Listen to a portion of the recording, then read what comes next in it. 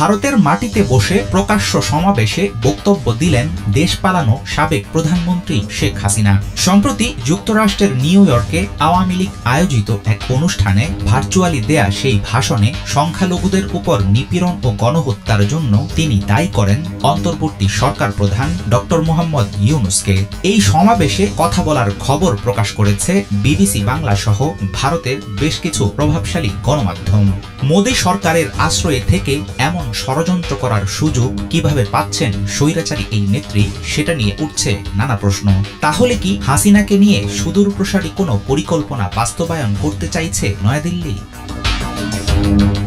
৫ August Hasina ও তার বোন শেখ রেহানার পালিয়ে ভারতে আশ্রয় নেয়ার পর থেকে বিভিন্ন সময়ে সামাজিক যোগাযোগ মাধ্যমে ছড়িয়ে পড়ে আওয়ামী লীগ সভানেত্রীর কিছু ফোনালাপ। প্রকাশ্যে আসা এসব কল রেকর্ডের বেশিরভাগ তিনি নিজেই ফাঁস করাচ্ছেন বলে মনে করেন অনেকে। তবে এবার জনসম্মুখে হাসিনার ভার্চুয়াল বক্তব্য দেওয়ার বিষয়টিকে প্রত্যক্ষ উস্কানিমূলক বলে মনে করছেন রাজনৈতিক বিশ্লেষকরা।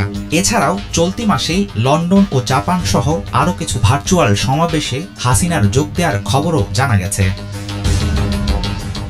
শেখ হাসিনা যেন ভারতে বসে রাজনৈতিক বক্তব্য না দেন, ভারতীয় হাই কমিশনারকে এই বিষয়ে পরিষ্কার জানিয়েছিলেন অন্তর্বর্তী সরকারের পররাষ্ট্র উপদেষ্টা মোহাম্মদ তৌহিদ হোসেন।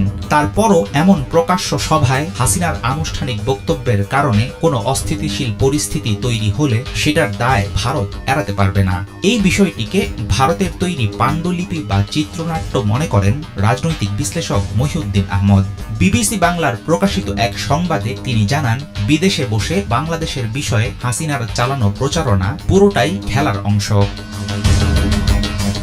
আন্তর্জাতিক অপরাধ ট্রাইব্যুনালের পক্ষ থেকে গত ৫ ডিসেম্বর বৃহস্পতিবার সাবেক প্রধানমন্ত্রী শেখ হাসিনার বিদ্বেষমূলক বক্তব্য গণমাধ্যম ও সামাজিক যোগাযোগ মাধ্যমে প্রচারে নিষেধাজ্ঞা দেয়া হয়। ভারতের সাথে বাংলাদেশের চলমান টানাপোড়েনের মধ্যে নিউ ইয়র্কে হাসিনার ছড়ানো প্রোপাগান্ডা আরও খারাপের দিকে ঠেলে দিতে পারে গোটা পরিস্থিতি। তবে সংকটের সময়ে তার এই ধরনের প্রকাশ্যে কথা বলার বিষয়টিকে অনেকে মনে করছেন শেখ হাসিনা কিংবা আওয়ামী লীগের দেশের রাজনীতিতে সক্রিয় হওয়ার ইঙ্গিত। সাবেক প্রধানমন্ত্রী শেখ হাসিনার মাথার উপর ঝুলছে বাংলাদেশ সরকারের গ্রেফতারি পরোয়ানা। এমন পরিস্থিতিতে তাকে ফেরত দেওয়ার জন্য ভারতের কাছে লিখিত দাবি জানানো হলে এর ফলাফল কি হবে সেটা নিয়ে এখনো আছে ঘোর অনিশ্চয়তা। আঞ্চলিক রাজনীতিতে ভারতের মূল্যবান বাজির ঘোড়া হাসিনাকে নতুন করে রাজনীতিতে নামাবে নয়াদিল্লি। স্বৈরাচারী নেত্রীকে প্রকাশ্যে বক্তব্য দেওয়ার সুযোগ দিয়ে সে কথাই কি বুঝাতে চাইছে মোদী সরকার?